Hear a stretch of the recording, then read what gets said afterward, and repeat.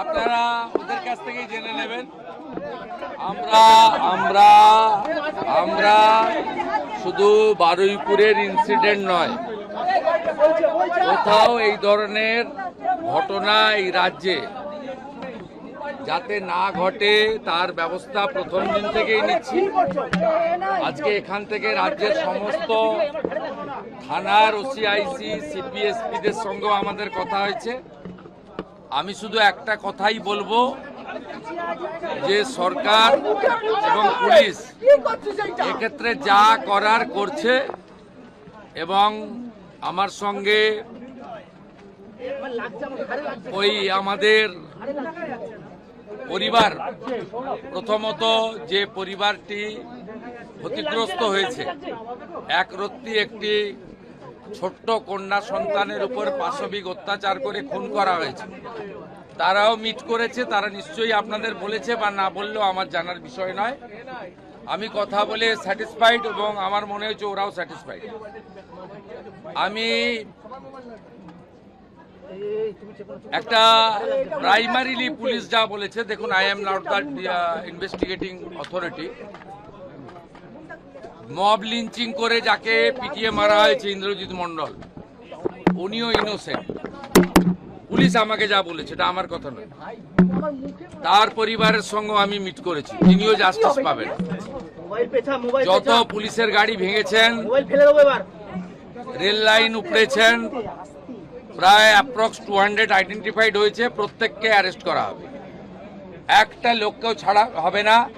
পিছন থেকে যারা উস্কেছেন, পলিটিক্যাল লোক যারা ইলেকশনে রিজেক্ট হয়েছেন, কেউ ক্ষমতা থেকে গেছেন, কেউ শূন্য থেকে এক হয়েছেন, এবং radical force, anti national force যারা পিছন থেকে উস্কেছেন, তাদেরকেও আইডেন্টিফাই করা হয়েছে। তাদের কল রেকর্ড ইত্যাদি ডিজিপির নেতৃত্বে এসটিএফ সব কালেক্ট করেছে।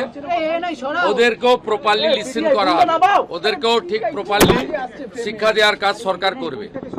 ফার্স্ট অ্যান্ড ফরমোস্ট হচ্ছে 4 জনের মধ্যে 3 জন ধরা পড়েছে, আরেকজনকে ধরতে হবে, ওটা আমরা করছি।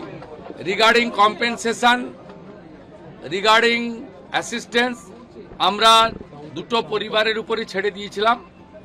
ওরা কিছু কথা আমাকে বলেছে, আমি উইদিন এ উইক আসবো এবং দুটো ফ্যামিলিতে যাব।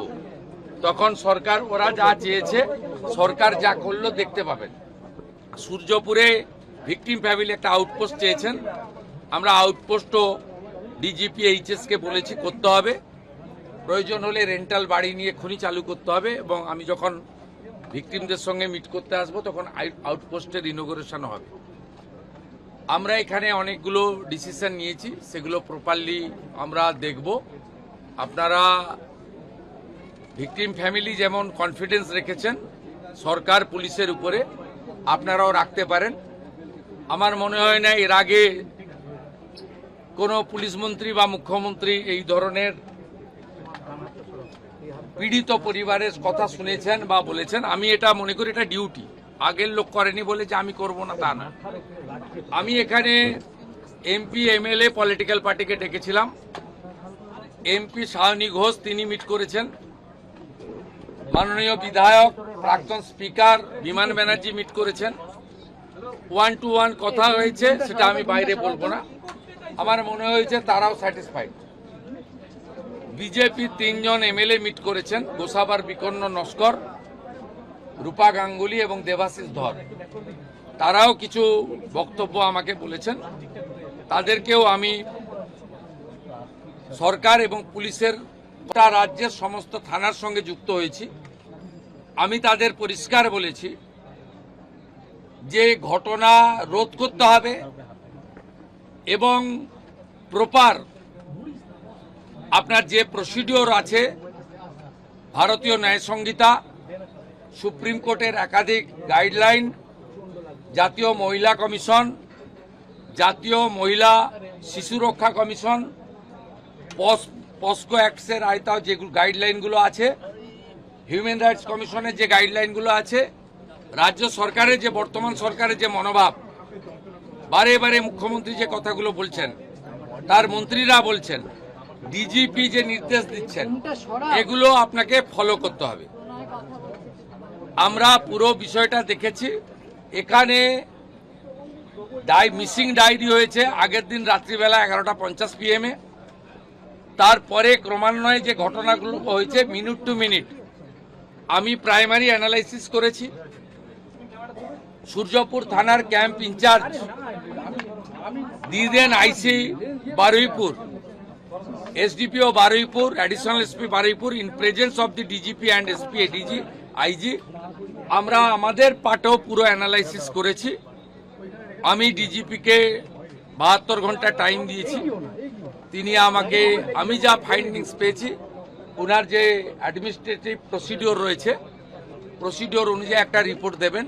রিপোর্ট দেওয়ার পরে অ্যাডমিনিস্ট্রেটিভ পার্টে আমাদের যে অ্যাকশন নেওয়ার, আমাদের কোনো লোকের যদি কোনো ওই টাইমের মধ্যে কোনো শিথিলতা থাকে 1%ও, সেক্ষেত্রেও খুব স্ট্রং অ্যাকশন নেওয়া হবে।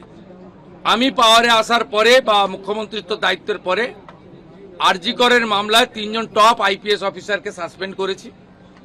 এক্ষেত্রে আমার মেসেজ খুব ক্লিয়ার আছে, সবাই সেটা দেখেছে। আমি খুব পার্সোনালি স্যাটিসফাইড যে ওইটুকু একটা বাচ্চা মেয়ের পরিবার, সেই পরিবার এন্টায়ার আমার সঙ্গে প্রায় 10 জন বাবা মা সহ মিট করেছে।